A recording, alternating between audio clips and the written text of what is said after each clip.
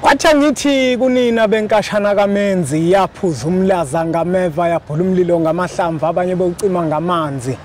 Mina belembele qamanye amalembe ngokukhalipha usishaka kashayika ngemanzi ngesaba ukuthi ushaka. Ushaka kuyinkosi yasemashobeni. Ake ngikhuleke umhlaba wonke nasendaweni zonke la khamba kufinyelele khona lo mfanekiso oqoshiwe. Uma ukuthi umusha kule channel ibizo lami ngumlekeleli umfokambanjwa, uKhathini, uMagutshwa. Umshana wakofuze fulele omashiya amahle sengathi azoshumayela umzukulu kaMdumo kaThumla Tshatatsha kaPheshe kaMaguyane kaVaphi kaNokhonjo. Namuhla ke bafowethu angihambi ngedwa. Ngihamba nogogo akufanele ukuthi ngize ngikuchaze ukhona wena ungakwazi ukuzichaza. Gogo asikubingelele sikwamukele kwi-channel ethenkulu Impunga Yesintu TV. Ngiyabingelela Magumba manomhlaba lo khuluma ngibingelela njengamanje ugogo Nkanyamba. Nkanyamba bayigadla ingagadlanga bathi bayigadlile kanti abayigadlanga. Inhliziyo engenacala inecala yazomnini. Ugogo logobile osalukwa semponi ivumavumana vuma ezizweni isandla sembe sizulu nomhlaba thokozani. Ugogo Nkanyamba angasitshelana mhlawumbe ukuthi udabuka kuphi le dabuka khona. Nako le ngifisa ukuthi ugogo Nkanyamba asichazele khona ukuthi ngokudabuka usuka kuphi uthwase kuphi. Ugogo Nkanyamba usuka endaweni yakamaphumulo eMshani. Yeah. Yebo isigodi eMambedweni. Yeah. Wase ethwasa umsebenzi wakhe ngokwedlozi lakhe wase ehamba ke ukukhuphula umsebenzi wedlozi kaDr. 2+2 kwamhlaba yalingana. Omunye umuntu la gogo mawubalula indaba ukuthi uhambile wayothwasa wabusi yokukhuphula umsebenzi wetho. Omunye umuntu emqondo nakhe kuma kuzoduma ukuthi uvele wahamba manje wayothwala. Ungasithatha nosibeka ukuthi uma uyokhuphula njengoba uthi waya kokukhuphula kungabe wayothwala yini wawukade uyokwenzani?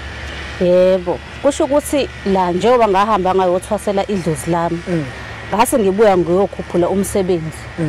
La kusho ukuthi edlozini siyazi sonke ukuthi edlozini yonke into iyaphahlelwa uyancenga kubantu abadala kanti ngala ebunyangeni usukwazi ukuphoqa izinto ngenkani wenza lokhu idlozi elingakwazi ukukwenzela yona sengikwazi ukuphoqa idlozi ukuthi lenze lokhu lona elingakwazi ukukwenza.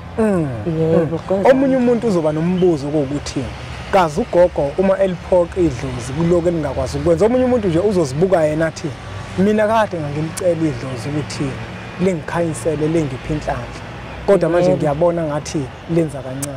Ugogo ngangisiza kanjani ekutheni agcine seliphoqa umethu uyakwazi ukuliphoqa idlozi ukuthi lenze lento elingakwazi ukuyenza usho ukuthini? Yebo kusho ukuthi la njengoba ngisho kuthiwa nje impande zomuthi ziyababa ziyashuqula. Okusho ukuthi mina ngiphethe impande enamandla ekwazi ukuphoqa idlozi ukuthi lenze lento le elingakwazi ukuyenza ngoba siyazi sonke ukuthi edlozini ungisho ungahamba uphathe inkomo noma izimbuzi zibo 4 usuyophahla lapha. Idlozi ngelikwenzele wena lento lo ufuna ukuthi liyenze ngaleso sikhathi ngoba idlozi lenza lento le elifuna ukuthi lenzeke eliyenze lona hayi ukuthi wena lento ufuna ukuthi liyenze wena liyenze lona. Idlozi lidinga lokho okudingwa yilona wena okudinga ligcine lingakwazanga ukuthi likwenze okanye likwenze ngesinye isikhathi. Yebo manje senginalawo mandla ke mina baba ukuthi ngikwazi ukuthi ngiliphoqe idlozi lenze lento le ifanele ukuthi liyenze kumuntu. Ake ngithi nje ufikile ufike esigodlweni ufuna ukuthola ithenda lelo thenda leli ngisho ngayedlozini ufika uphahle lapha ngeke ulithole ithenda kanti buza kumina ngenxa yempande enginayo. Yebo ngizokwazi mina ukuthi ngikunikeze impande ngikutshele futhi ukuthi uyisebenzise kanje ukuze izinto zakho zilunge ziphambili. Uyazi gogo incazelo yakho ingiphuca eminye imibuzo bengisathi ngifuna ukukubuza yona ukuthi ugogo mhlawumbe ngabe usebenza ngamakhambi esintu namakhubalo noma usebenza ngamanzi ngoba ngenzela ukuthi wonke umuntu la acacisele ukuthi ugogo Nkanyamba ugaya umuthi ugogo Nkanyamba noma mhlawumbe uthinta amanzini.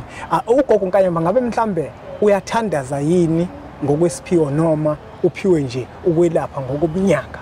Ugogo Nkanyamba uphiwe ngokwesiphiwo ngobumnyanga.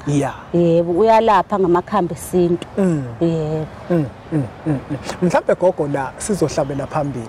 Njengoba ususichazelile ukuthi wena usebenza vele ngedlozi uyakwazi ukuthi uphoqe ithomo ngokwempande wena owayiphiwe. Omunye umuntu uzofisa ukwazi ukuthi kungabe mhlawumbe ugogo Nkanyamba uyahlola yini noma mhlawumbe ugogo Nkanyamba mawufika kuyena ufika nenkinga ukuthi mina izinto zami zinzima gogo ngicela ungiqaqele ukuthi nokuthi kungabe mhlawumbe uyahlola yini Yebo. uma uhlola uyakwazi ugogo ukuthi mhlawumbe ahlole online sesike sibona abantu behlola online encingweni Yebo. sibona abantu behlola ku TikTok ngabe ugogo uyayenzani leyo nto Yebo ngiyahlola kodwa angihloli online. ya ocingweni khona Hayi angihloli futhi ocingweni. Umuntu ufika esigodlweni yonke indaba yakhe iphelele esigodlweni. Yebo. manje gogo makuthiwa umuntu mhlawumbe ke Cape Town athi ufuna ukuhlola kufanele afike esigodlweni Fanele efike esigodlweni baba angisebenzi efonini, angisebenzi efonini ngathi umuntu engabala nedlozi likwazi ukudonsa kahle. ake sithi ke mhlawumbe ke gogo nanga umuntu uyaziqonda ukuthi nginenkinga ethile athi ngiyacela gogo ungiposele mhlawumbe umuthi uyakwazi ukumposela Angiwuposa umuthi baba yonke into yami ngifuna ukukhipha iquality. Umuntu efika esigodlweni yonke into yakhe ngikhuluma ngoba esikhathini samanje abantu abaningi sebehlangana nezikeme ethi umuntu umuthi angutholanga. Yabo mina ngifuna ukuthi umuntu azi ukuthi imali yakhe uyishephi inkomo yakhe. Beshiya khona. Yebo azi bese nenkinga efika esigodlweni kumina. Yebo. mbukele impunga yesintu TV njengoba kade nganingikhalela ngeimpunga yesintu nithi impunga yesintu usilethele intshebe zodwa nabanye besifazana ababekade bekhona wasemuka bona nangu-ke mbukelo wempunga yesintu ugogo Nkanyamba ongowesifazane njengokucela kwenu ukuthi anisizamele impunga yesintu umelaphi wesifazane usekhona kugogo Nkanyamba ukubeka ngokusobala ukuthi uyahlola kodwa ukuhlola kwakhe akahloli ocingweni akahloli online akahloli ku TikTok konke ukwenzele esigodlweni ukuze uma kwenzeka kungabi bikho ukujabula wazi ukuthi uzomthola kuphi la uyohamba khona uyofaka icala khona muthinteke ugogo Nkanyamba kuzona inombolo lezo lokuzibona zivela uma kuukuthi kukhona ofisa kubhekele kona kunento kayishilo yangihlaba umxhwele mhlambe nawe ikuhlabile umxhwele methi yena unempande ephoqayo idlozi ukuthi liyenze lento gogo Nkanyamba bona lapho omunye umuntu mhlawumbe uzoba nombuzo ukuthi ugogo kazi lempande liphoqa kanjani kungabe mhlambe kwenzeka kanjani impande mhlambe sengifana nomuntu mhlambe uthwalayo noma cha Lutho. Baba la akufani njengokuthi uhlanganisa utshani uhlanganise nominandi bese ucabanga ukuthi hayi kuzophuma lokho la kulempande mina ngiyiphethe mina ngiphethe impande ehlanganisiwe ethakiwe ngalendlela le enamafutha ezilwane ezithize enamafutha enamathambo futhi ezilwane ezithize ezokwazi ukuthi izinto zenzeke yebo uyazi nagogo ngiyathanda indlela okhuluma ngayo yonke into uyibeke obala sesizophetha gogo yebo omunye umuntu uzofisa ukwazi ukuthi ugogo mhlambe ngabe uyathwasisa yini yena angithwasisi awuthwasisi inhloko ngoba phela sesazi abantu othi umuntu methu uyasebenza kube ukuthi futhi uyathwasisa kanti ukuthwasisa kwakhe akakuphiwanga kuphela usenento ebiza amathwaso ukuthi edle isigodlweni gogo asingasageqi kakhulu amagula abantu uma bekudinga bazokushayela kuzona inombolo lezi asiphinde sibakhumbuze ukuthi